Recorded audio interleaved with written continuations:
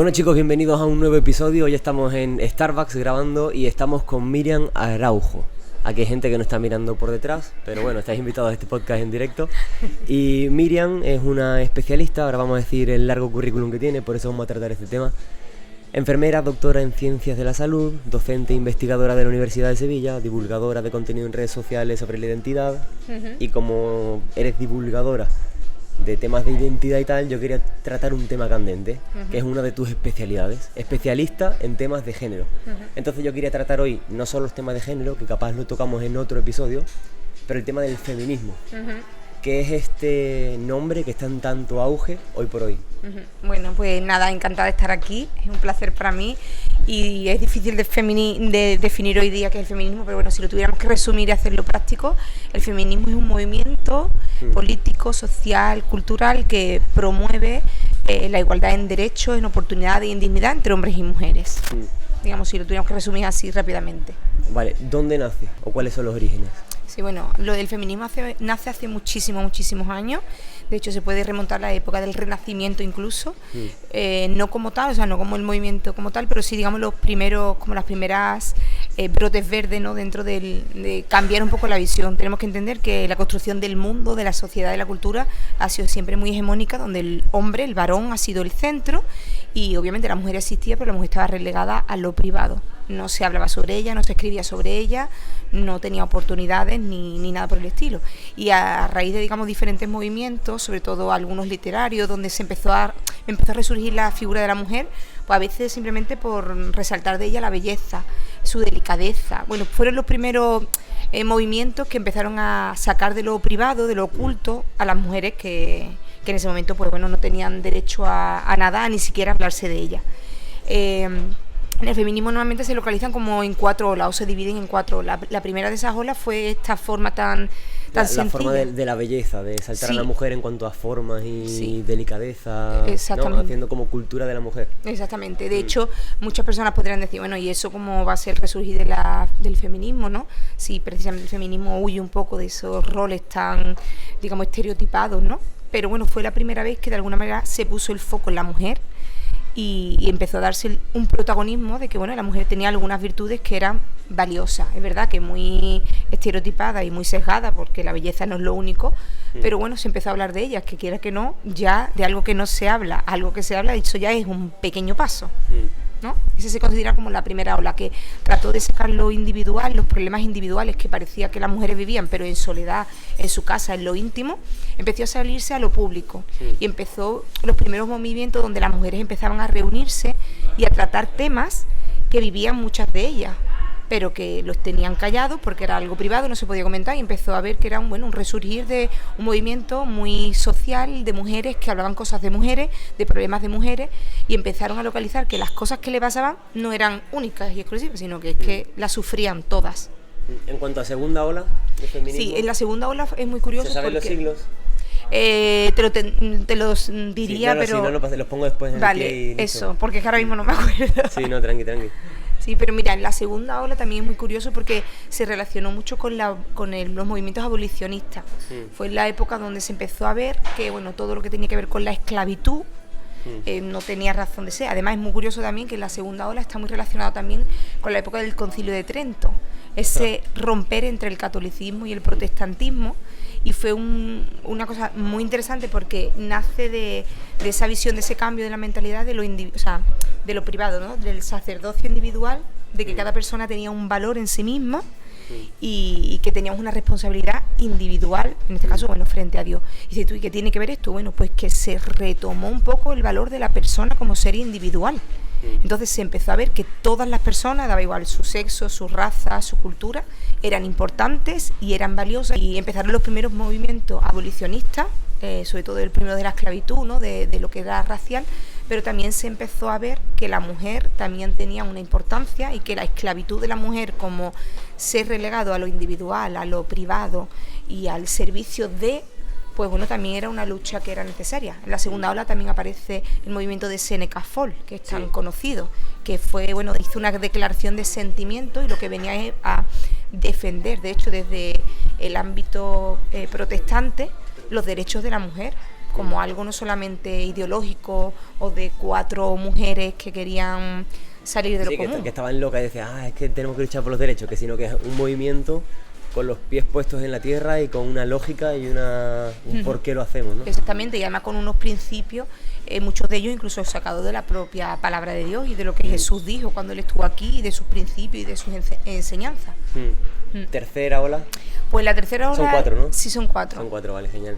En la tercera ola hay como un rompimiento un poco, porque empieza un poco la parte más conflictiva, aunque las 2 primeras olas podemos decir que fueron las más difíciles. Claro, al final cuando tú rompes con una cultura, la cultura te ataca. O sea, quieras o no, en plan, ahora vemos un montón de movimientos de ideologías en cuanto a que se levantan y van en contra de lo que se ha establecido y al final salpica a los otros. Exactamente, porque además no podemos, digamos, olvidar que el movimiento feminista, que pretende defender la igualdad entre los derechos entre hombres y mujeres en un mundo donde eso no existe, o donde no existía, bueno, no existe actualmente, podemos hablar después de zonas, localizaciones, países, ¿no?, que son diferentes, pero no existía.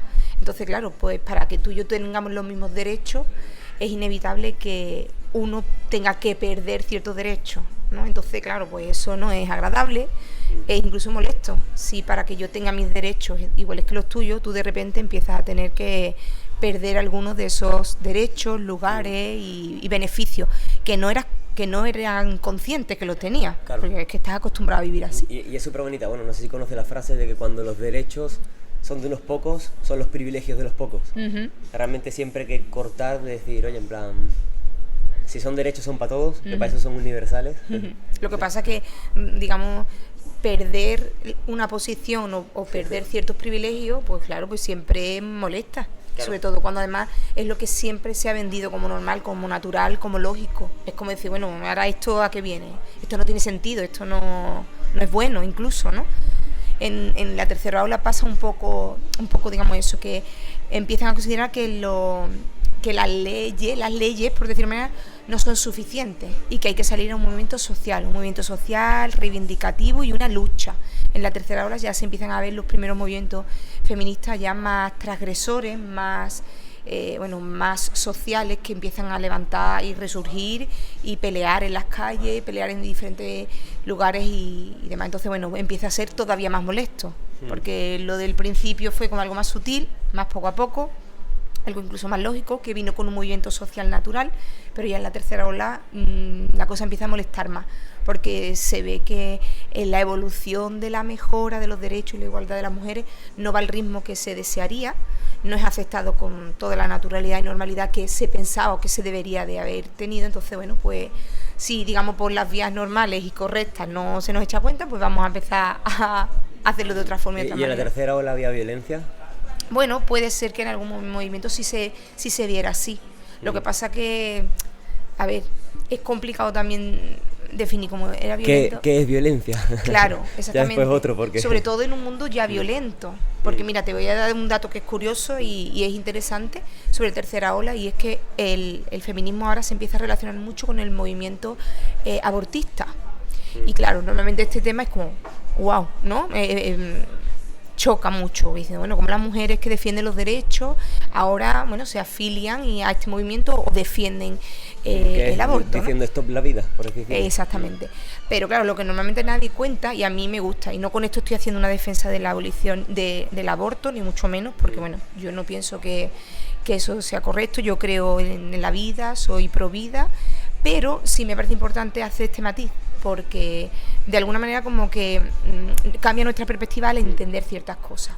El movimiento feminista que empezó a defender el aborto no lo hizo como un movimiento de, bueno, no tenemos mejor cosa que hacer y venga, que se mueran los niños aquí a punta pala, sino que vino de la mano de la defensa de los derechos de las propias mujeres, que eran violadas, eran abusadas, eran embarazadas, y se le obligaba a vivir en la mayor precariedad del mundo, porque ni las que los violaban ni las que las dejaban embarazadas se hacían cargo ni de esa mujer ni de esa criatura. Entonces esas mujeres quedaban relegadas a la inmundicia, ser señaladas en la sociedad, no tener derecho a trabajar, no tener derecho ni siquiera a poder rehacer su vida con otra pareja ni con otro. Entonces quedaban repudiados de la sociedad. Repudiadas. Literalmente. Y fue, digamos, una defensa, es decir, encima que nos hacen esto, porque como digo, la mayoría era relacionado ese tipo, digamos, o sea, empezó la defensa del aborto por una defensa del derecho de la mujer, cuando la sociedad no le da otra respuesta. No se luchaba en contra de los abusos sexuales, no se pedía cuenta a quien eran unos abusadores, no se pedía cuenta al hombre que dejaba embarazada a esa mujer,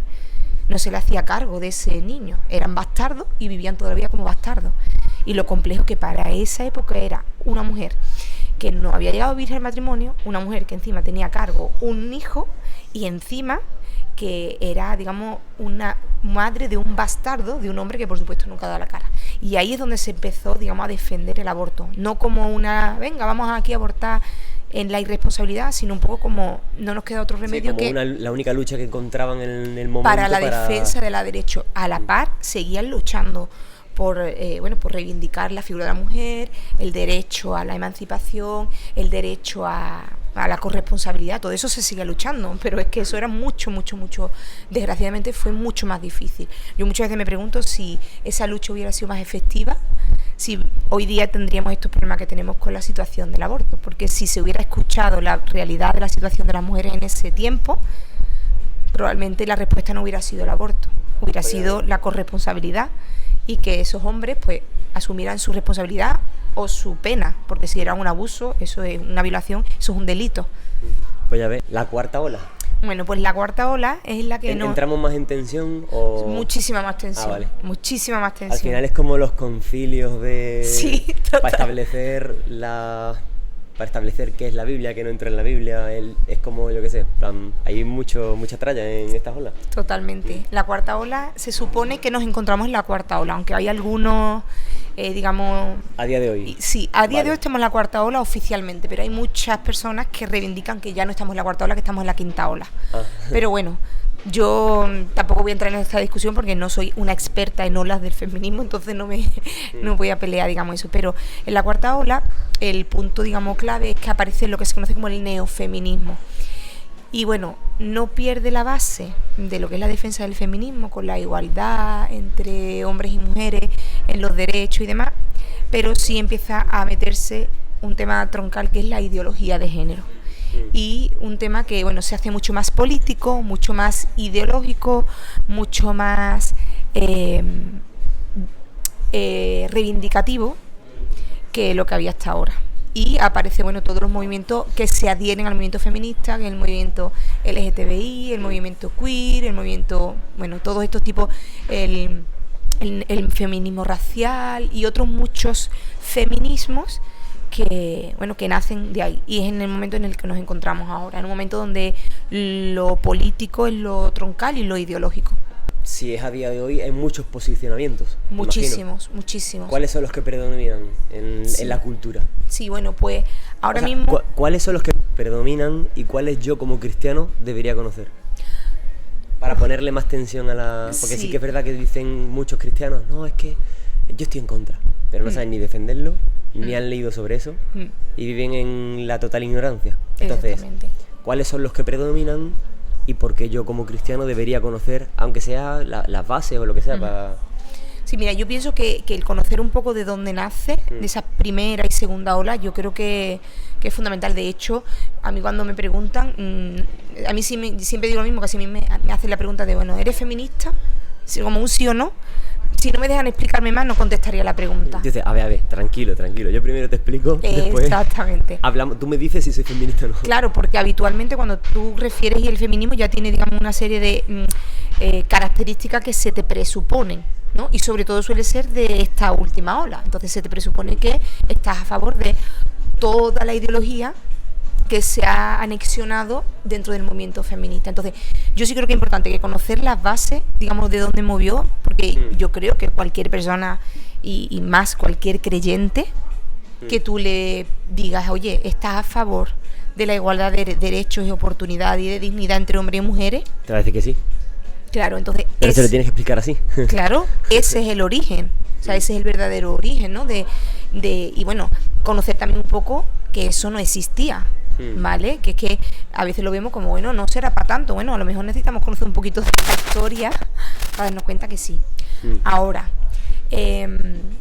digamos, ¿qué posicionamientos encontramos? Sí, encontramos. Pues mira, Ahora nos encontramos como dos posicionamientos, de hecho, muy, muy separados. De hecho, yo creo que el feminismo en esta hora, en este siglo, ha tenido una ruptura. Hay como dos movimientos. Con lo que venía siendo en esencia de origen. Exactamente. Vale, sí, de para hecho, aclarar eso. En gran parte yo creo que el feminismo de alguna manera está roto hoy día.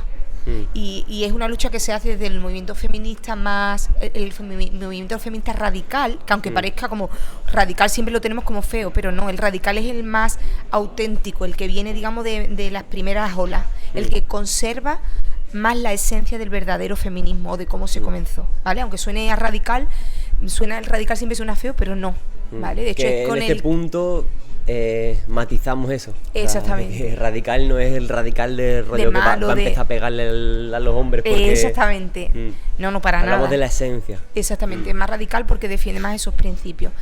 Y digamos, ese feminismo es el más defensor de algunos criterios más fundamentales en el derecho a las mujeres, va un poco más en contra de ciertos aspectos dentro de la ideología de género y de otros movimientos que se han anexionado a esta realidad en comparación con el movimiento. De hecho, dentro de lo propio político que vemos hoy día hay dos movimientos. Algunos de los que nos escuchan probablemente con el Día de la Mujer y las protestas que se hacen y demás, resalta mucho esto, sobre todo para atacar al movimiento feminista, que entre ellas no se ponen ni de acuerdo, ¿no? Porque es verdad que claramente como que hay dos movimientos muy diferenciados. Hay un movimiento que es el movimiento radical, que está en la defensa o tiene una defensa más de la ruptura de los roles y los estereotipos, o sea, más de una ruptura de los géneros, del género. Y el otro movimiento, digamos, está más a favor y es donde se anexionan todas las culturas, pues más LGTBI, más el movimiento queer, la defensa de que, el género, de que todo es el género y que tú te puedes sentir dentro de ese género, pues de todas las formas, de todas las maneras, de todos los movimientos y en todas las esencias que quieras. O sea, hablas de esto porque, en parte, hoy por hoy, lo que es el feminismo se ha adherido a estas fuentes. Entiendo. Más bien, creo que al revés. Identidades las fuentes estas se han adherido al concepto de feminismo para cambiarlo y etc. ¿no? Sí, o de alguna manera defender que es lo mismo, que es una misma defensa. Claro, porque en otros movimientos, como por ejemplo los movimientos LGTBI y tal, no solamente se defienden los derechos de las mujeres, se defienden los derechos de las personas trans, se defienden los derechos de las personas lesbianas, gays, ¿no? Y ahí no solamente hay mujeres, ahí hay hombres, hay mujeres, ¿no? Entonces se defienden los derechos de estos colectivos, pero no se defiende exactamente o concretamente los derechos de la mujer, que es el origen fundamental del feminismo, la defensa de los derechos y de la igualdad de la mujer frente al hombre. Y ahora, pues esa concepción tanto de hombre como de mujer ya es muy diferente y en esa concepción también, pues se han adherido otro tipo de personas que se han sumado o han hecho suyo el movimiento feminista para la defensa ahora de sus derechos. ¿Cómo qué movimientos? Por ejemplo, el movimiento... aparte del LGTBI... Movimiento queer y también, no sé qué. Movimiento queer, o sea, todo ese tipo de movimiento. Y en cuanto a identidad de género tal, está todo, ¿no? Entra en tema de culturas y... Exactamente, también dentro, digamos, de este movimiento también la defensa al final... El movimiento feminista en este último tiempo se ha abanderado como la defensa de los derechos de las personas y de toda la variabilidad de los colectivos que han sido discriminados. Entonces, claro, ahí ya se ha salido un poco de lo que es lo original o originario que era el movimiento de la mujer. Y el punto del feminismo más radical, sin entrar a cuestionar que todos tienen derechos, sí ve un poco como que se está transgiversando o se está diluyendo la verdadera defensa de la lucha de los derechos de las mujeres como mujeres, con las particulares y las diferencias de mujeres y lo que es ser mujer en cuestión sexual y en cuestión género y en cuestión política y en cuestión social, cultural y todo eso. Al diluirlo pues con otros movimientos que teniendo sus derechos, de reivindicar y teniendo su derecho de pedir sus libertades y todo lo que sea, ¿vale? Pero claro, es de alguna manera mezclar ciertos movimientos y se diluye. Cuando las cosas se mezclan inevitablemente se diluye. ¿Los roles hombres y mujer cómo lo encajan? Pues se encajan dentro de un sistema llamado sexo-género. Y esto es fundamental entenderlo porque si no es muy complicado. Y lo vemos también dentro del propio movimiento del feminismo, que el sexo, o sea, originariamente al inicio de la historia de la humanidad, el sexo era lo que nos diferenciaba entre hombres y mujeres, cosa que hoy día nos diferencia también, ¿no? Hay una cuestión biológica, XXXY, y unas manifestaciones externas de nuestros genitales, de nuestro cuerpo, de nuestros potenciales, potencial físico, potencial o capacidad potencial de quedar embarazada y de dar vida, todas estas cosas, ¿vale? Y esto es entendible. Bueno, hoy día ya habría hasta que es criticado, pero igualmente pero alguien con 2 dedos frentes se da cuenta de que... Y con un poquito de formación básica, ¿vale? Esto es incuestionable, porque es ciencia y además de estas cosas que son sencillas de comprobar, ¿no? Que no son complejas, pero hasta ahí bien. ¿Qué sucede? Que esa cuestión sexual que nos diferenciaba entre hombres y mujeres no se quedó solo ahí. Se quedó que esas diferencias sexuales se le empezó a dar como una interpretación y en esa interpretación pasamos de una diferencia a una cosa que yo llamo que se llama desigualdad, y es que ya el hecho de, por ejemplo, de que tú y yo seamos diferentes físicamente y tú tengas a lo mejor un potencial físico más fuerte, más grande que el mío, muscular, pues bueno, nos hacen desiguales. ¿Desiguales qué quiere decir? Que tú tienes más valor que yo. Entonces, cuando realmente no es así. No debería de serlo. Tú a lo mejor eres más valioso si lo que queremos hacer es un trabajo de fuerza, pero quizá yo soy más valiosa si necesitamos hacer un trabajo de elasticidad o si necesitamos hacer un trabajo de X cosa, ¿vale? Es decir, somos diferentes. ¿Qué pasa? Que la diferencia no es el problema es que nosotros esa diferencia la hemos tornado a desigualdad y hemos empezado a generar valores. Y eso es lo que empezó a suceder, que lo que era diferente la sociedad lo empezó a interpretar como, oye, desigual y a darnos valor. ¿Qué pasa? Que si esto solamente se explica desde una cuestión sexual es muy difícil rebatirlo. ¿Por qué? Porque claro, es que tú, por ejemplo, antes se creía que la mujer era menos inteligente que el hombre. Pero, vamos, firmado, o sea, San Agustín, que tiene unos textos tan maravillosos y un hombre tan culto y un hombre que ha aportado mucho a la religión, a la cultura, a la filosofía. San Agustín tiene unos textos que son aberrantes, poniendo a la mujer a la altura de un cerdo. Y considerando que la mujer era un mal para la sociedad. ¿Por qué? Porque por una cuestión sexual. O sea, que la mujer era un ser inferior por solamente una cuestión sexual.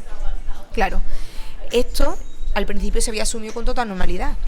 Pero, ¿qué pasa? Empieza a pasar el tiempo y las mujeres empiezan a tener algunas oportunidades más, sobre todo las mujeres cultas o que venían de la aristocracia. O sea, que los padres le permitían a sus hijas estudiar.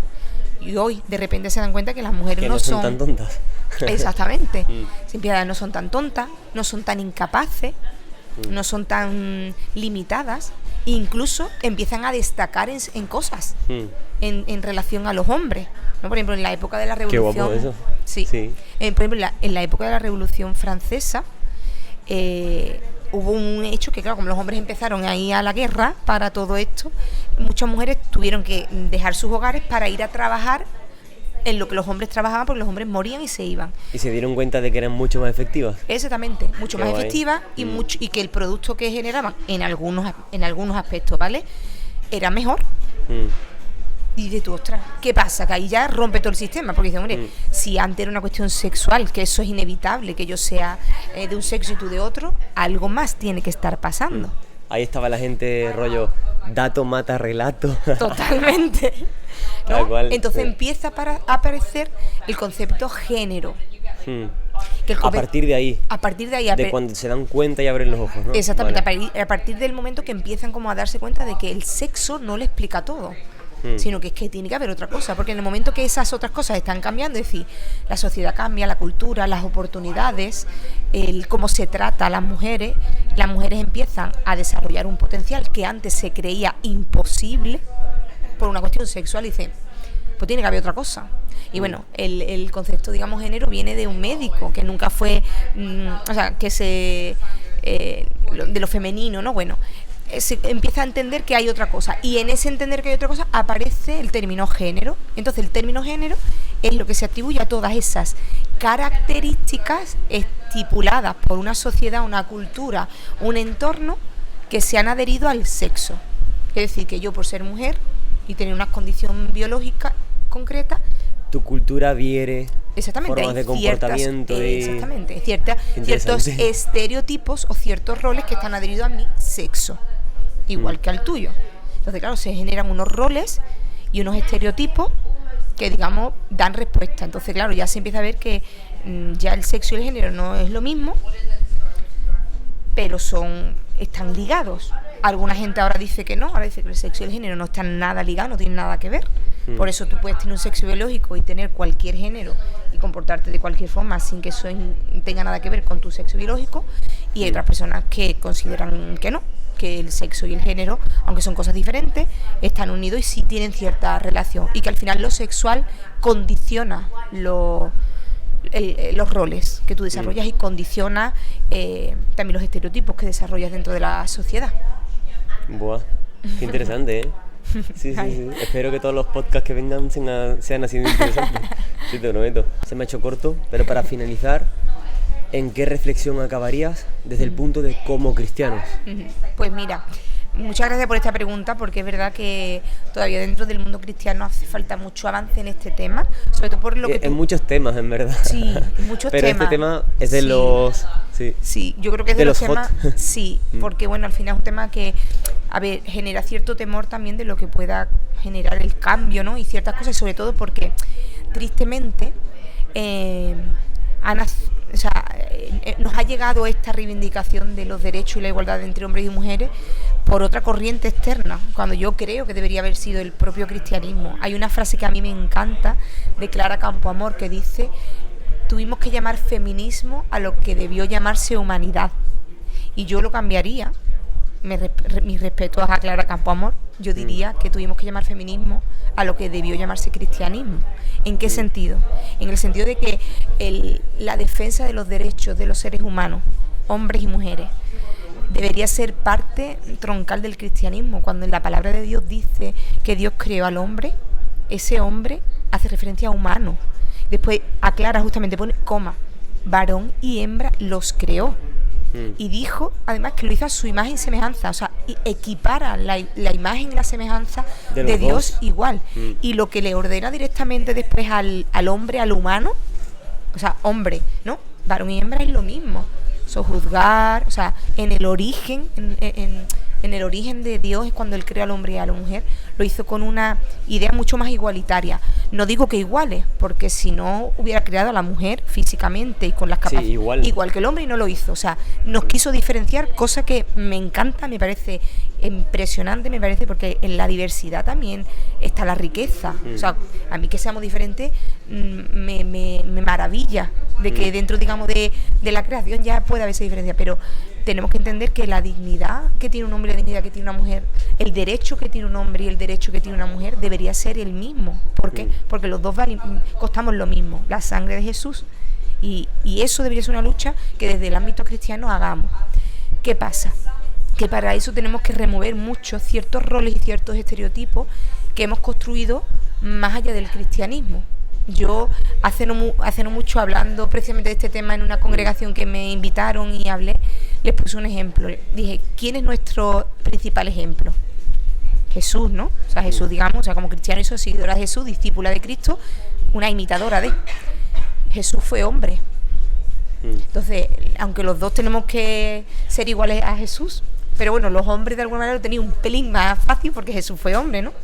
Entonces, si tú conoces a Jesús y tú estudias de la palabra quién era Jesús, cómo se comportaba, una reflexión que te hago a ti y una reflexión que le hago también a los que estén escuchando esto: el rol masculino que hoy día se defiende, el varón rudo, sin sentimiento, un macho alfa, ¿no? El que no llora. El que no llora, el que, ¿no? El que arregla todo solo, sin pedir ayuda a los demás. El que no, todo lo sentimental, ¿no? Ese hombre macho ibérico, vamos a llamarlo, ¿vale? ¿Se parece en algo a Jesús?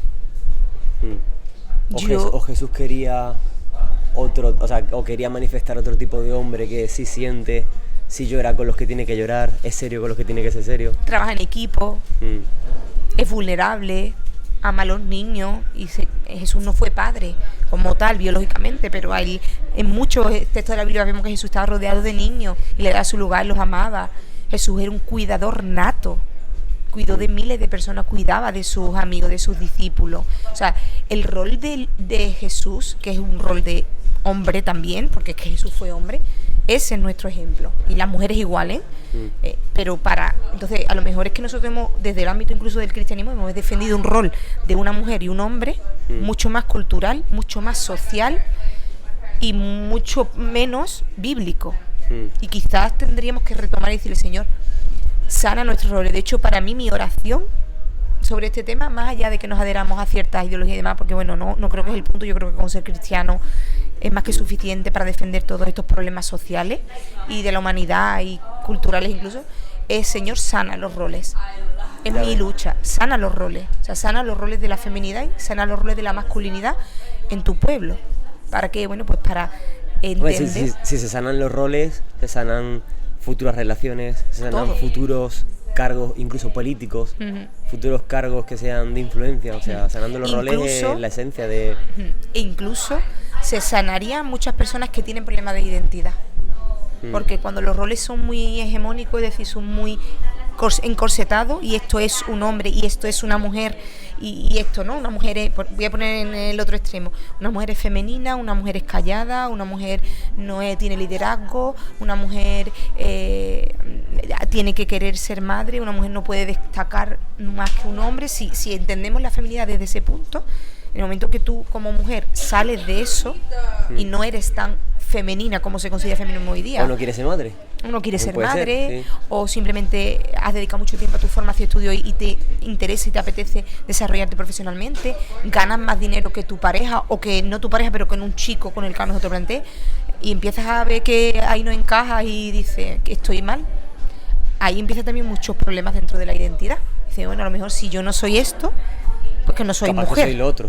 Y ahí está el problema. Y ahí está el problema. Si nosotros hagamos los roles y viéramos que hay mucha más variedad, que nos hemos adherido muchas más corrientes, ya digo, ideológicas de otros contextos, de otras realidades, que al final, digamos, nos han encorsetado y nos han generado un yugo y una limitación, dentro de que hay variedad, y dentro de también entender que lo quiero matizar, que también Dios en su palabra deja claro los roles, deja claro cosas que son para los hombres y cosas que son para las mujeres, y nos guste más o nos guste menos, ahí están. Y si tú eres cristiano y abrazas la palabra de Dios, hay cosas que te pueden gustar o te gustan menos. Yo siempre pongo el ejemplo, ¿no? Yo qué sé, la virginidad hasta el matrimonio, pues ¿qué quiere que te diga? No es lo que creo que a nadie nos gustaría más, porque dices, ¿por qué no? ¿Y por qué no? Tú eres cristiano, pues igual que esas cosas, dices, no me gusta, pero Dios que es bueno, Dios que sabe lo que era mejor, lo ha determinado así, y yo lo abrazo. Aunque no sea lo que más me guste, a mi carne le guste menos, ¿no? Que después te das cuenta, cuando lo vives y lo experimentas, dices, guau, al final el proceso no lo entiendo, pero el final merece es de gloria, ¿sabes? Exactamente, y merece la pena. Pues exactamente igual, o sea, son cosas en la palabra que a lo mejor pueden chocar, que a lo mejor no nos guste en exceso, pero son buenas porque provienen de un Dios bueno, que Él sabe mucho más que nosotros. Entonces yo creo que es importante que nos expongamos como cristianos, y dentro también de las congregaciones, bueno, a esa aprendizaje, ¿no? De, bueno, Señor, sana nuestros roles y quita lo que hemos adherido de manera cultural, social e incluso también reactiva. Ay, que por reaccionar y sana nuestros roles. Y trae sanidad para que también esta sociedad nos encuentre también como una respuesta ante esas situaciones, y que nos vean gente que estamos preparadas y que estamos formadas y que tenemos algo que decir. Qué bueno. Bueno, por hoy ya. ¿Sí? Bueno, chicos, esto ha sido todo en este nuevo podcast con Miriam. Espero que os haya gustado, y si tenéis temas de que queréis preguntar, temas de que queréis que se converse desde el punto cristiano, pues nada, en plan, lo escribís en los comentarios y nada, espero que lo hayan disfrutado como yo. Sí. Muchas gracias por venir. A ti, muchas gracias. A un Starbucks de Málaga. Sí.